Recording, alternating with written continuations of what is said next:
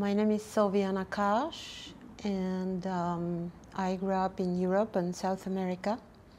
And from the very beginning, I manifest a musician on me, and I study classical music for hundreds of years, or maybe 3 generations.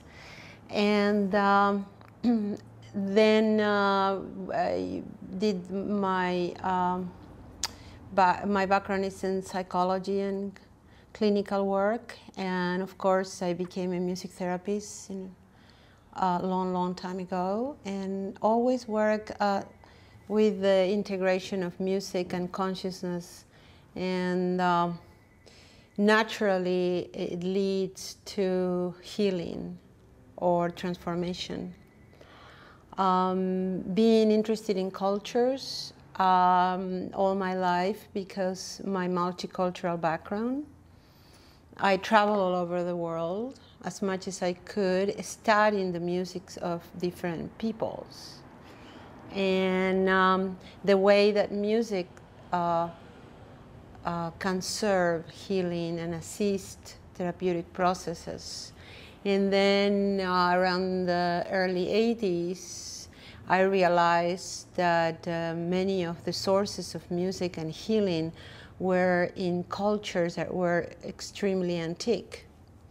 Then I became almost like a full-time visitor of India and the Amazon.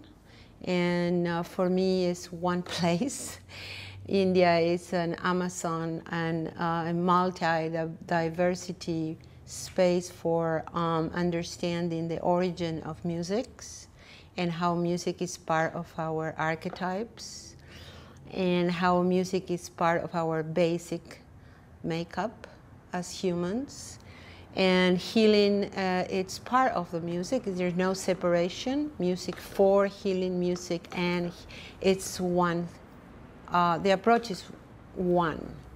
Music is healing and healing is music.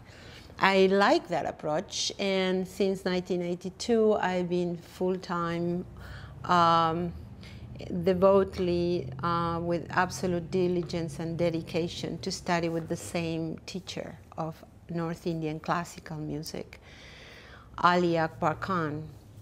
Ustad Ali Akbar Khan, maestro, one of the greatest musicians in this planet ever.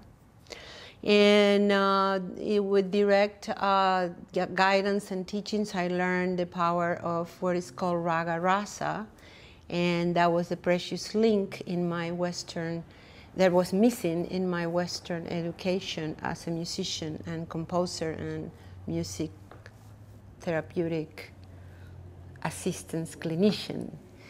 In North India and also all India and Sanskrit, they use the word rasa, which has to be with the impact of music or an art, the impact that music and art has in emotions, naturally, how it conveys aesthetic emotions.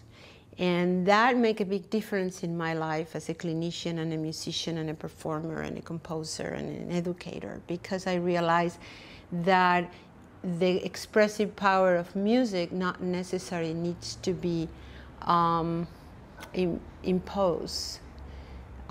It's when the musician's intention, it's pure and it's very concentrated in the power of melody and rhythm and harmony, rasa happens, which is that sense of transformation, emotional, deep transformation.